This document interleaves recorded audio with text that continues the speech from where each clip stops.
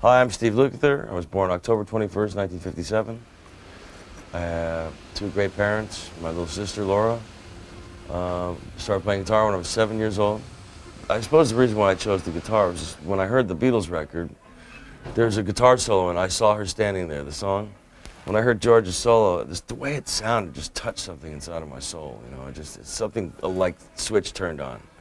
I went, I have to do that. I want to do that. I want to sound like that. The Beatles and the Stones were the first things that touched me, and also the pop songs on the radio at that time, from '64 to '66, '67. You know, when obviously then Cream, Clapton, Beck, Page, Hendrix, Dave Gilmour. You know, the list goes on and on and on. I mean, that's what I was listening to. Later on, I got into progressive music like Genesis with Peter Gabriel, Yes.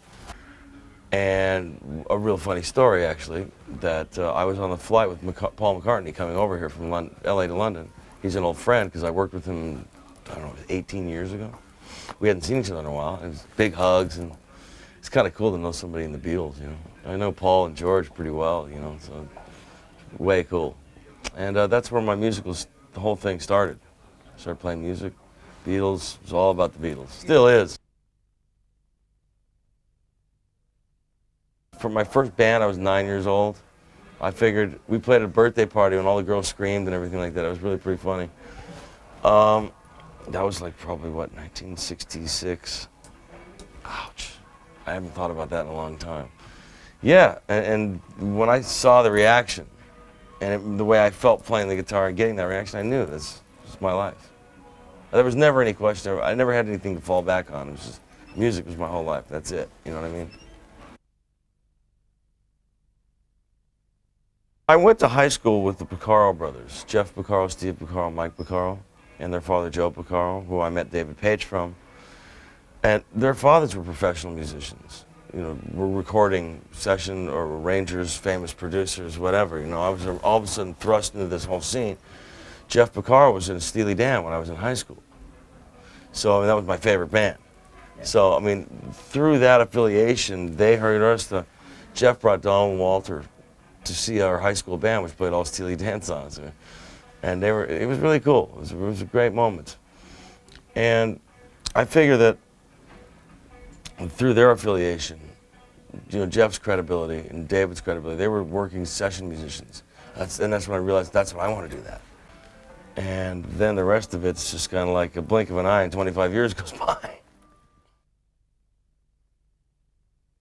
To me, I was born and raised in Los Angeles. I didn't go there. I didn't migrate there.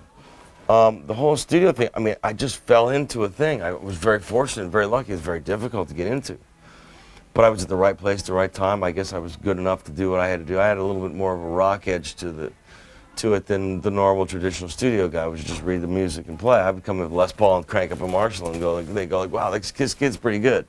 And I could read music a bit, you know, and so I was more schooled than a regular rock guy, so I ended up playing on a lot of those kind of records. And whatever sound that developed was the core group of guys that were on all those dates.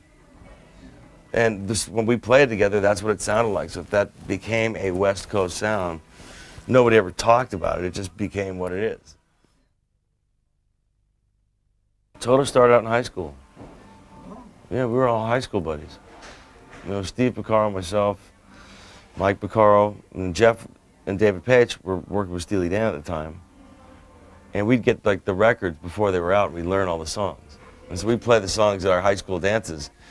And people go, man, those are great songs, man. We go, yeah, thanks. Like taking credit for Steely Dan songs. So that's really where it all started. And then David and Jeff would come down and sit in at our high school gigs and hang out with us. And it was really good. And then when Dave and Jeff did Boz Scaggs' album, Silk Degrees, that was a huge success. And the record company said to Jeff and Dave, hey, if you guys start a band, we want to sign you. So Dave and Jeff started making demos. And he invited me to play, Steve to play, Dave Hungate at the time.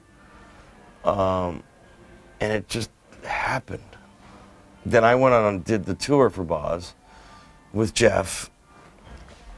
And it was a big deal, big, huge thing. It was a wonderful experience for me, man. It was like 19 years old, private planes, limousines, you know, big audiences. It was huge. It was a huge deal. So from that, that's when they asked me to join.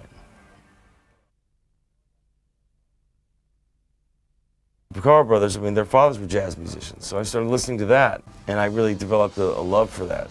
So I'm basically a rock guy that likes jazz. I can play through chord changes, I know how to do that, but not in a traditional bebop sense, although I am studying. You never stop learning. You never wake up one day and go, okay, I know how to play everything there is to play on the guitar. It'll never happen. I will go to my grave holding this thing, trying to figure out new licks and new ways to play. It's really hard to articulate where the jazz and the rock meets. It's really hard, because I just play what I play. I play like me, you know? I mean, I'm obviously influenced by all the greatest musicians that there are, all the same ones that anybody could name right now. All my peers, you know, people of my age, I'm 43, so, you know, everything that I was raised on comes out some way or another.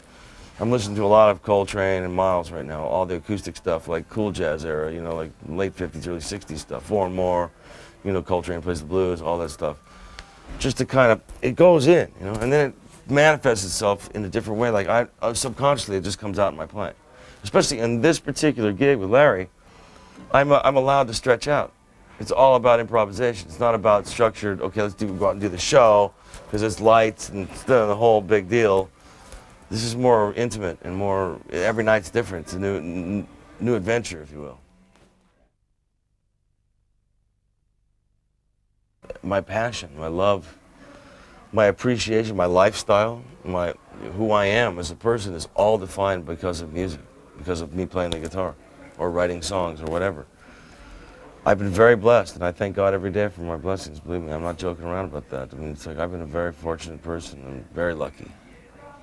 And knock on wood.